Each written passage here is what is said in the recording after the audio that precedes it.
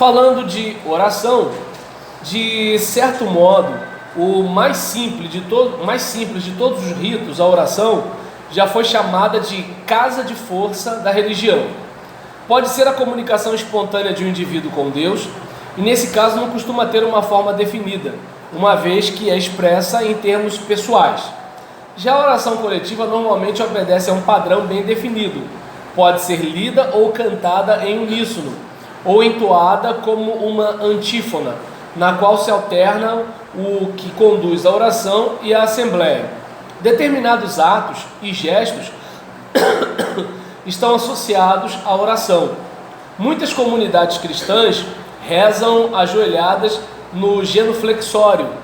Daí que quando nossos pastores falavam sobre nós estarmos genuflexos, a gente não entendia nada, né? Pode ser que estava tomando um remédio, genuflexo, né? Mas era porque a genuflexão é você estar ali com seus joelhos dobrados, flexionados.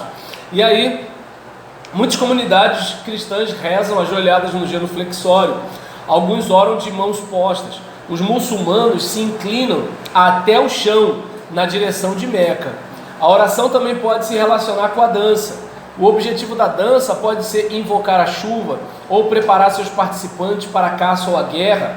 Os dançarinos usam máscaras e disfarces e sua apresentação pode se assemelhar bastante a uma pantomima ou peça teatral. As palavras e a cerimônia estão intimamente ligadas. Aqui vemos como um mito ou narrativa sagrada se casa com certos ritos. Às vezes eles se fundem a ponto de produzir um drama. Então a gente tem, por exemplo, no nosso contexto de culto cristão, a gente tem o aspecto da oração espontânea e o da reza.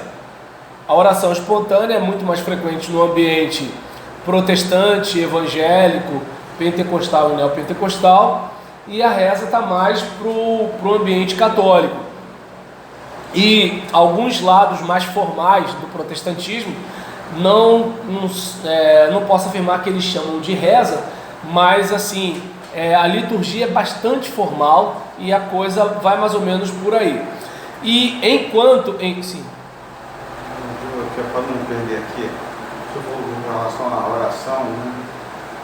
A oração, essa maneira de orar, né? Que nem o senhor falou, o muçulmano, ele ora de rosto no chão, na cidade de Meca, totalmente prostrado. Tem pessoas que oram de joelho, outras pessoas oram sentadas em pé. Isso. Tem alguma assim, coisa, tem que ter a aproximação maior, tem que ser dessa forma, daquela? Ou orar, ambas essas formas influem na oração?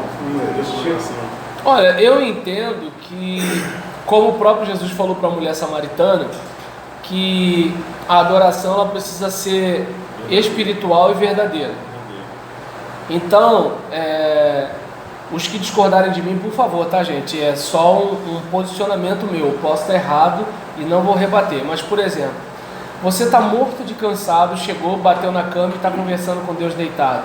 Uma pessoa pode dizer que aquilo ali é falta de reverência. Só que, por exemplo, você sabe como você está. E alguém pode, de repente, entrar no templo da igreja, dobrar o joelho, só porque todo mundo dobra o joelho, e aí eu não vou deixar de dobrar o joelho para pegar mal.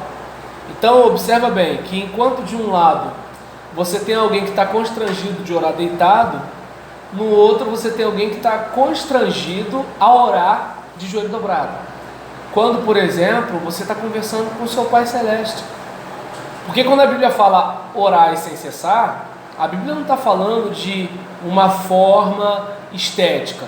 Está falando de você ter uma caminhada, uma vida, de modo que assim, você está dirigindo, você está comendo, você está trabalhando, você está numa reunião de liderança, você está vendendo, você está o que for, você está em oração. Entende? E é claro que, por exemplo, o seu momento devocional seria legal se você com o corpo descansado, para não ter nada para te distrair. É como, por exemplo, imagina, você acorda cedinho e foi dormir tarde. Vou pegar um exemplo meu. O dia que eu vou dormir 2 da manhã, porque assim, eu não tenho hora para dormir, mas eu tenho hora para acordar. Todo dia, 5 para as 5, eu estou acordando. E aí, o que acontece? Tem noite que eu vou dormir meia-noite, tem noite que eu vou dormir mais cedo, mas a maioria das noites eu vou dormir lá para 1h, às vezes 2 horas. Aí quando eu abro o olho e vou orar, se eu fechar o olho, eu cochilo de novo. Então, o a sós com Deus deve ser uma coisa do tipo, olha, o corpo está em condições de eu gastar esse tempo aqui. Você pode gastar até 1 hora. Mas agora, se o corpo não está em condições, como é que você vai fazer? Então, o mais importante é o quê? É você estar em condições físicas de ficar prostrado, em pé, levantando mão, ou você está numa atitude de oração. Não estou aqui justificando a falta de planejamento do horário para o momento devocional, não estou dizendo isso, entende? Eu só estou falando que assim, é importante a gente ter isso em mente, porque senão a gente corre o risco de ficar ritualista. Mas eu estou falando numa perspectiva cristã, à luz de João 4, 23, 24. As outras religiões têm perspectivas diferentes. O muçulmano não vai concordar comigo nesse aspecto, porque o aspecto formal para eles é muito relevante.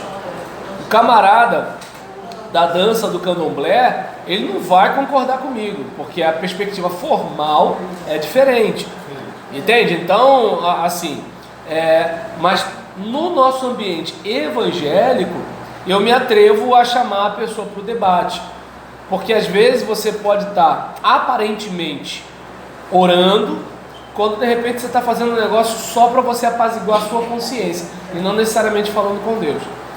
Então, eu estou dizendo qual é o jeito certo de fazer ou não? Não. O que eu estou dizendo aqui é que o foco é que seja uma adoração espiritual e verdadeira. São esses os adoradores que o Pai procura. Não adianta ser uma coisa física, formal e falsa, né? É como as palavras bonitas que a gente seleciona para orar em público no culto. É muito comum a gente chamar o irmão que fala bem para ele orar no culto de domingo à noite. Quando, por exemplo, o mais importante não é a estética das palavras, o mais importante é o abrir do coração, entende? O problema que o irmão fala nós ora é nosso irmão, a gente está na igreja, isso é uma questão cultural, ele não é menos gente porque ele fala nós ora, entende? E o que adianta o outro fala Augusto, sempre terno, essas coisas todinha, e assim, é simplesmente como aquela oração do fariseu orando de si para si. Entende? Então, minha modesta contribuição.